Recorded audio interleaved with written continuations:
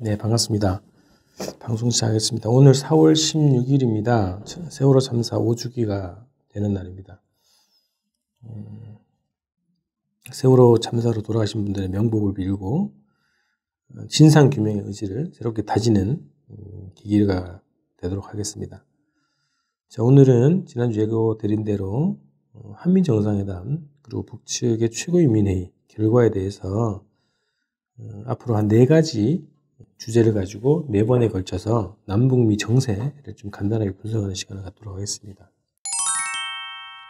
지난주 11일, 12일 양일간 한반도가 또 다시 주목을 받았습니다. 한미정상회담이 한국 시간으로 12일 새벽에 열렸고요.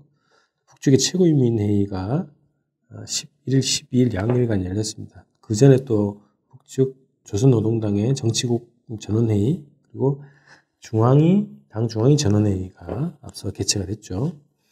그래서 한미정상회담을 통해서는 트럼프 행정부가 북미회담과 관련해서 어떤 입장을 내겠는가 이것이 주목받았고요. 또 북측에서는 그동안 그 전에 최선희 외무성 부상이 북미 2차 북미회담 결렬 이후에 북의 입장을 김정은 위원장이 이제 발표할 것이다 라고 했는데 최고인민회의를 통해서 북측이 향후의 남북관계, 북미관계에 대한 입장을 어떻게 낼 것인가 이게 굉장히 주목받았습니다. 그런 것들이 이번 한미 간에 그리고 북측에서 공표가 됐다고 봐야 되겠죠. 그 내용을 가지고 말씀 좀 드리겠습니다. 자, 한미정상회담에 대해서 확인된 것들 몇 가지 좀 보면요. 우선 문재인 대통령은 2가지 좀 기대를 했던 것 같아요. 미국이 갑자기 빅딜을 들고 나오는 바람에 2차 북미회담이 결렬이 됐죠. 그래서 그걸 중지하겠다 이런 입장이니까 어쨌든 빅딜보다는 스몰딜 형태로 해서 성과를 쌓아나가자 이런 입장으로 미국을 설득하겠다고 하는 입장이었고요. 그 다음에 그 과정을 통해서 금강산 개성공단 재개 문제에 대해서 일정 정도 양해를 얻는 이런 것들 좀 목표로 했던 것으로 좀 보입니다. 그런데 이제 언론 보도를 보면 이것은 확인이 필요합니다. 언론에서는 좀 기정사실을 하고 있는데 미국산 무기를 또 다시 대거 구매하는 것으로 합의를 해줬다 이제 이런 얘기들인데 청와대 공식 입장 아직 나오지 않은 걸로 보입니다. 만약에 이제 이게 사실이면 또다시 그 참여정부 양몽이 떠오르게 되는데요.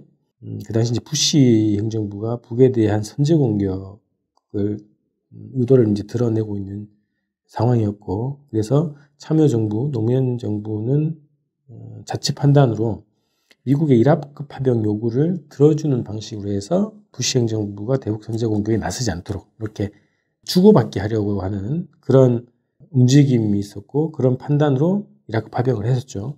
그러나 결국 일합급 파병 문제와 대북 선제 공격 문제는 전혀 관계없는 문제로 확인이 되었던 것처럼 트럼프 행정부가 립서비스를 왕창 해주고 무기를 팔아먹는 결국 문재인 정부는 립서비스만 받고 무기를 왕창 또 사줘야 되는 그런 상황으로 간 것이 아니냐 이런 우려가 있었던 회담이었습니다.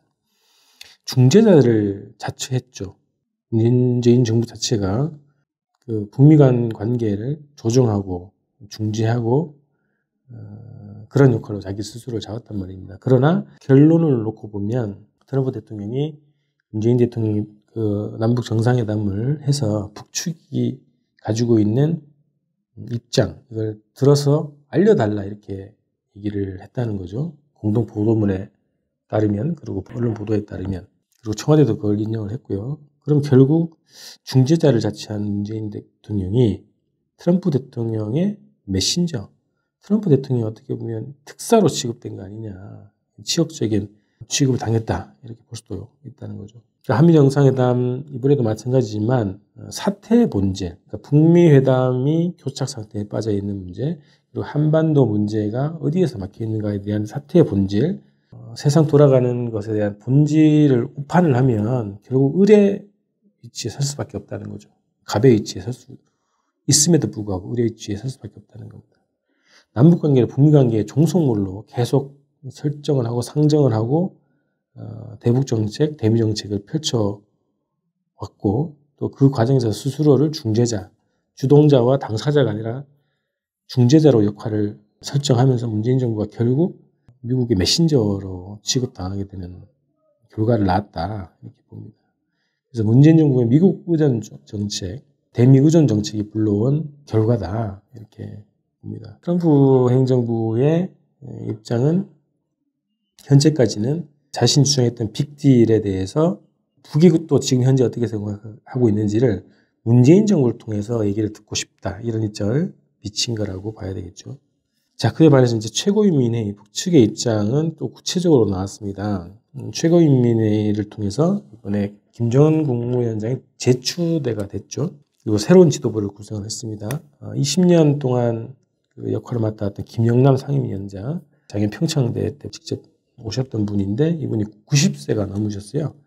이분이 이제 상임위원장, 최고인민회의 상임위원장을 이제 최룡해 위원장으로 이제 교체가 됐죠. 그걸 비롯해서 내각 총리도 다 이제 바뀌어가지고 좀 더 젊은 지도부가 됐다 이런 평가가 있습니다. 김정은 위원장을 중심으로 한 지도체계, 새로운 지도체계가 수립이 됐다. 그리고 그 지도부의 면면 그리고 분위기가 또 다시 쇄신된 과정을 또 보면 더 강해진 것이다. 지도력과 지휘부가 더 강해졌다. 이제 이런 것들을 좀 느낄 수 있었던 거고요. 김일성 주석의 1990년 5월 최고인민회의 이후 29년 만에 시정연설이라는 것을 김정은 위원장이 했습니다. 그래서 그 시정연설에서 남북관계와 북미관계에 관련한 북측의 입장이 아주 상세하게 발표가 됐습니다. 자, 아마 이제 이 북미관계에 관련한 입장이 지난달에 최선희 북측 외무성 부상이 예고했던 김정은 위원장의 특별 생명, 이런 내용이 여기에 다 담긴 것이다. 이렇게 좀 판단이 됩니다. 자, 남북관계와 관련해서는 아주 좀 이렇게 강도 높게 좀 비판을 한 것 같습니다. 남조선 당국과 손잡고 북남 관계를 지속적이며 공고한 화해 협력 관계로 전환시키고 온결의가 한결같이 소원하는 대로 평화롭고 공동 번영하는 새로운 민족사를 써나가려는 것은 나의 확고부동한 결심이라는 것을 다시 한번 분명히 해둡니다. 그래서 남북관계 개선 문제, 판문점선언, 평양공동선언, 군사분야 합의서에 대한 철저한 이행에 대한 입장은 변함이 없다. 확고부동하다. 이제 이런 것을 다시 천명을 했습니다. 그 다음에 남쪽 정부에 대해서는 이렇게 얘기했습니다. 초심으로 돌아와라. 작년 공동선언 했던 것처럼 초심으로 돌아와서 북남선언의 성실한 이행을 책임있게 다 해야 된다. 이런 얘기를 합니다. 그리고 이 표현이 좀 아주 문재인 정부의 그 중재자론에 대해서 아주 이제 비판을 한 건데요.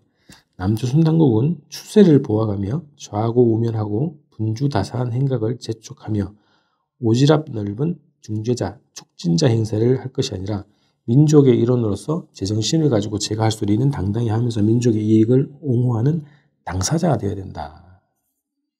이런 얘기를 했습니다. 당사자에 서라. 민족 자주, 민족 자결이라고 하는 판문점 선언의 정신, 평양 공동선언의 정신에 입각해서 남북관계를 풀어야 된다. 이제 이런 얘기를 한 것이라고 봅니다. 미국에 대해서는 최근에 미국이 북측의 대륙간 탄도 로켓을 상정한 요격 실험을 했죠.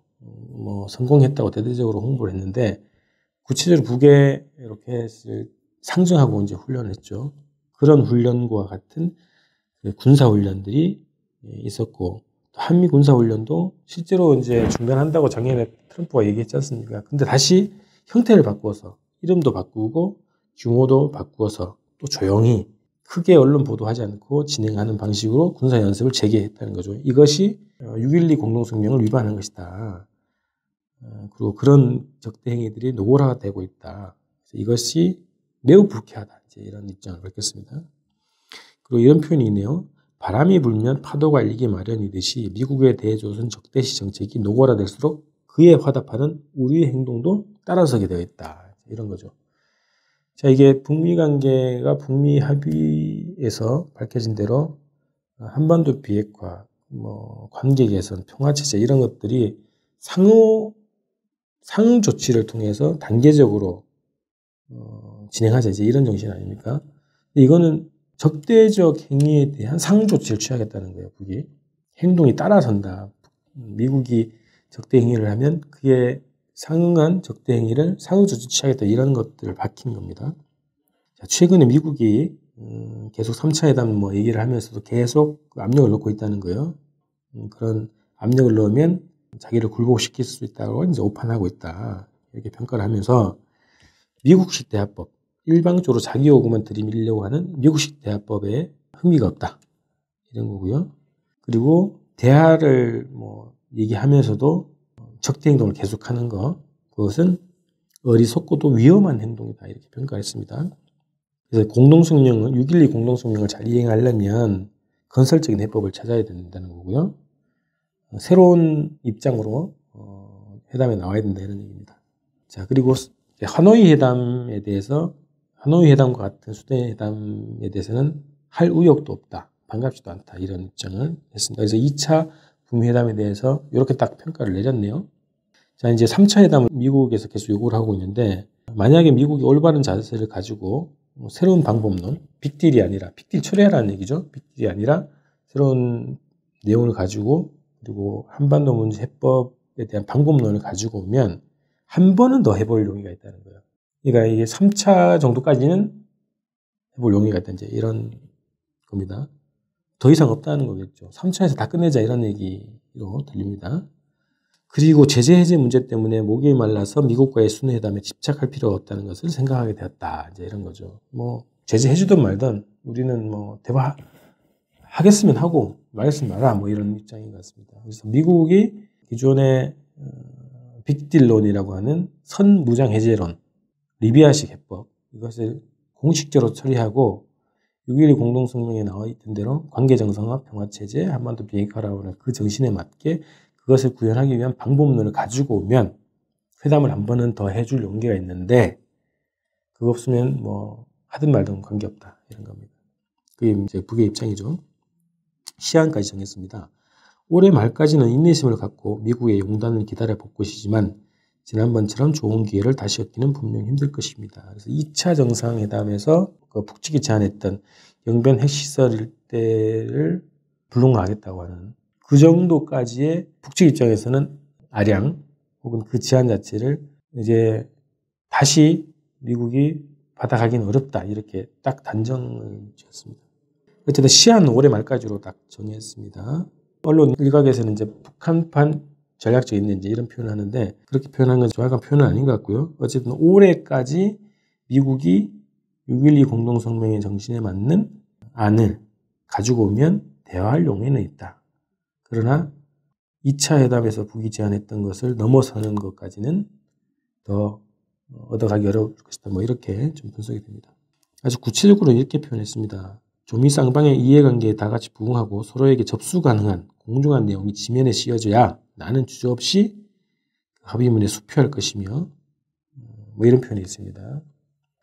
미국이 북측의 지향과 요구대로 그 합의서안을 새롭게 가지고 오면 주저없이 서명하겠다 이제 이런 거 아닙니까?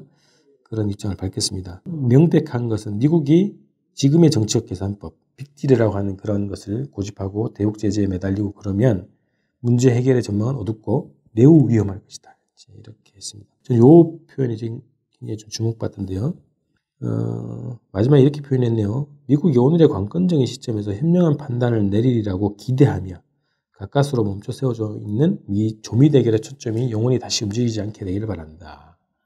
미국이 어쨌든 이성적인 판단을 할 것으로 기대하면서 다시 대결 시대로 돌아가지 않기를 바란다든지 이런 어떻게 보면 정중한 경고라고 볼 수 있겠네요. 그래서 올해 신년사에서 새로운 길을 언급했는데 새로운 길을 앞으로 8개월이죠. 올해 말까지면 8개월 동안 유예했다고 봅니다.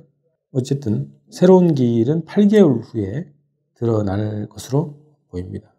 그래서 두 가지겠죠. 하나는 전쟁 상태로 가는 새로운 길.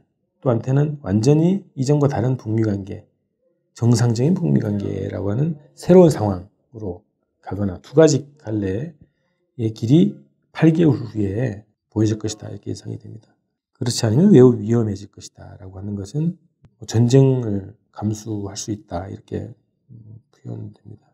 그래서 대화에 목매이지 않고 미국이 6.12 정신에 맞게 합의할 수 있는 안을 가지고 와야 회담을 할 수 있고 그렇게 되면 주저없이 서명을 해서 새로운 북미관계로 가는 거고 그렇지 않다면 위험한 상황, 전쟁의 방식을 포함한 상황으로 갈 수 있다. 이렇게 경고를 한 것으로 보입니다.